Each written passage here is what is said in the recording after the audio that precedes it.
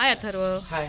बघा मला काय दाखवणार आहेस? आज मी तुम्हाला रायगड जिल्ह्यातली व्हेज पोपटी दाखवणार आहे, ठीक आहे. जी थंडीच्या सीझन मध्ये फक्त केली जाते. कारण या सगळ्या भाज्या आहेत, त्याचं जे मेन कॅरेक्टर आहे ते फक्त थंडीतच येतं. पहिले आपल्याला लागणारे मेन म्हणजे मडकं. मडक्याला ऑप्शन असतो पत्र्याचा डबा. त्यानंतर आपल्याला लागणार आहेत वालाच्या शेंगा. त्यानंतर मके. हे कंद ऑप्शनल आहेत. त्यानंतर जाडं मीठ, ओवा, मिरची पावडर आणि बारीक मीठ. त्यानंतर हा रानात मिळणारा बांबरुडीचा पाला आहे. नंतर कांदे, बटाटा आणि रताळ. बांबुडीचा पाला का वापरतो? बांबरुडीचा पाला ह्यासाठी की तो औषधी असतो. दुसरं म्हणजे ह्या पाल्याला विशिष्ट वास येतो आणि ह्या पाल्यामुळे सर्व भाज्या शिजतातही आणि करपणा सुटून वाचतात सुद्धा. आणि नंतर ह्याचे सगळे गुणधर्म सुद्धा त्या भाज्यांमध्ये उतरले जातात. अथर्व, जर हा पाला आपल्याकडे अवेलेबल नसेल तर मग त्याला काही ऑप्शन आहे का? नाही, जर आपल्याकडे हा पाला नसेल त्याला दुसरा ऑप्शन नसतो. मग जर हा शिजवायचा असेल विदाऊट दिस पाला तर हे होऊ शकेल का? नाही तर ते कठीण आहे, करपेल भाजी पूर्णपणे. अथर्व, आता तुझ्या भाज्या दाखवल्यास त्याच्या व्यतिरिक्त आणखीन कुठल्या भाज्या आपण याच्यात घालू शकतो का? हो, येतात ना. वांग, मुगाच्या शेंगा, तुरीच्या शेंगा, मटार आणि इतर हिवाळ्यात मिळणाऱ्या भाज्या तुम्ही घालू शकता. अथर्व, कृतीकडे वळूया. हो, आता मी तुम्हाला भाजी कशी चिरायची ते दाखवतो. तर आपल्याला पहिले बटाटा साली सकट घ्यायचा आहे, त्यामुळे तो नीट भाजला जातो आणि त्याची टेस्ट चांगली राहते. हा धुवून घेतलायस? हो, धुवून घ्यायचा आहे. आपल्याला हा असं 4 भाग करायचे, त्याचे पूर्णपणे नाही करायचे, अर्धेच करायचे. म्हणजे भरली वांगीसाठी आपण भरल्या वांग्यासाठी जसं वापरलं जातं तसंच. आणि ह्याच्यात मीठ मसाला भरणार हा, आपण. आणि ह्यात मीठ मसाला भरायचा मध्ये. तर आपण आता कांदा चिरणार आहोत. कांदा पण अख्खाच घ्यायचा? हा, कांदा सुद्धा साली सकट अख्खा घ्यायचा, त्यामुळे तो शिजल्यानंतर वेगळा होत नाही आणि एकाच ठिकाणी राहतो.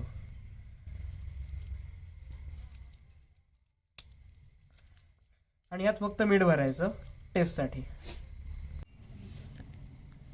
तर आपण या भाज्यांना रताळ, कंद किंवा कणिक आणि वालाच्या शेंगा यांमध्ये आपण फक्त जाडं मीठ घालणार आहोत, म्हणजे याला खडं मीठ म्हटलं जातं. आणि यात ओवाही टाकला जातो थोडाफार.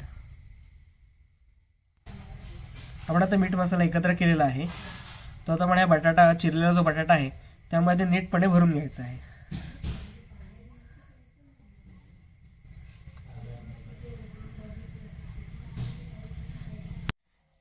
आता आपण मक्याला कसं मॅरिनेशन करायचं बघूया ना. आपण चिरलेला लिंबू घेणार आहोत.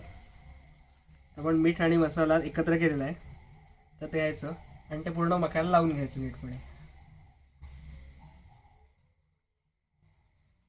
पोपटी कशी लावायची हे तुम्हाला सांगू शकतोस? हो, नक्कीच.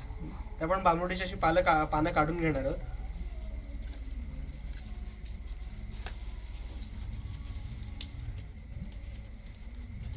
आणि ती माठ्याच्या बेसला आपण नीट पसरवून घेणार आहोत. आणि नंतर त्या पाला आपण जो काढलेला असतो तो मडक्याच्या चारी बाजूला गोल लावून घ्यायचा नीटपणे.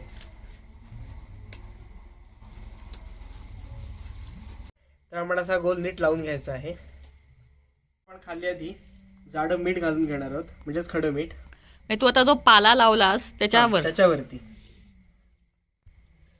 दाखवशील जरा? ओके.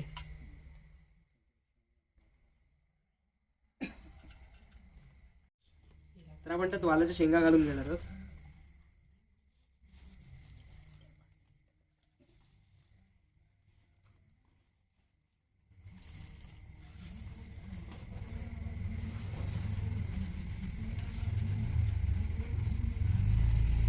नंतर परत थोडं मीठ घालून घ्यायचंय. वालाच्या शेंगा आता घातलेल्या आहेत. त्यानंतर आपण आता बाजूला बांबुडीचा पाला नीट लावून घेणार आहोत वरती. म्हणजे एकावर एक थर लावताना परत बांबुडीचा पाला लावायचा. होय, बाजूने लावावा लागतो, करपू नये म्हणून.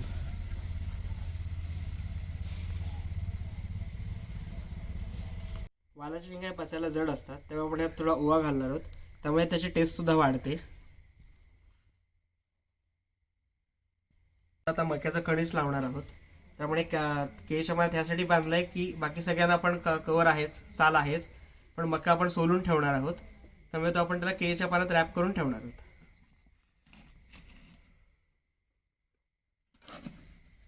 तर मका लावताना जर कोणाकडे केळीचं पान अवेलेबल नसेल तर मक्याच्या सालीने सुद्धा आपण त्याला रॅप करून पोपटीमध्ये ठेवू शकतो.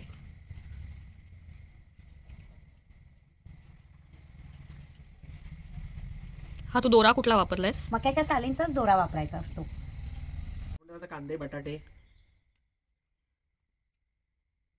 रताळ आणि हे कणिक जायते घालणार आहोत. मग ह्याच्यासोबत पण मीठ ओवा घालावा लागतो का? नाही नाही. नाही, कारण त्यात आपण आता मसाला आणि मीठ घातलेलं आहे. तर आपलं आता मडकं पूर्णपणे भरून झालेलं आहे. तर आता ह्याच्यावर आपण बांबडीचं पाल्याचं देठ असतं त्याने आपण ते पूर्ण पॅक करून घेणार आहोत. असं दोन साईडला नीट भरून घ्यायचं जेणेकरून ते टाईट राहील आणि सांडणार नाही. आपला आंबट भरून झालेला आहे. तर आपण आता नेऊन शेकोटीमध्ये भाजणार आहोत जेणेकरून ते आतनं नीट शिजल्या जातील. आता भरलेला माठ आहे तर आपण शेकोटीवर कसा भाजायचा हे आता पुढचा वेदांत दाखवेल. उपडं उपडं ते खाली थांबणार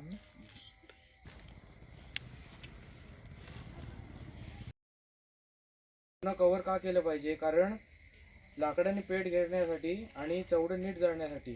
कारण त्या आतल्या शेंगा त्याशिवाय शिजू शकणार नाही, म्हणून त्याला पूर्ण पॅक करावं.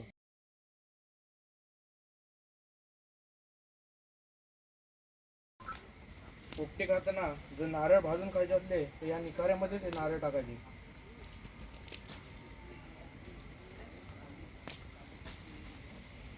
शिजले का नाही बघण्यासाठी पाणी ओतल्यावर ते मडक्याचा आवाज येतो चर्क म्हणून, आणि जर शिजलेलं नसलं तर आवाज येत नाही.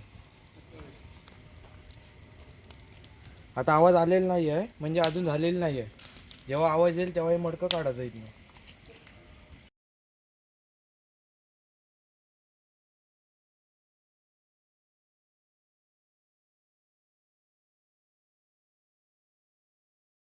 तर आता पोपटी झालेली आहे आपली. आपल्याकडे आता कणिक, रताळं आणि कणीस उरलेलं आहे, तर ते आपण ह्याच्यात पोपटीच्या निखाऱ्यांवरती भाजून खाऊ शकतो.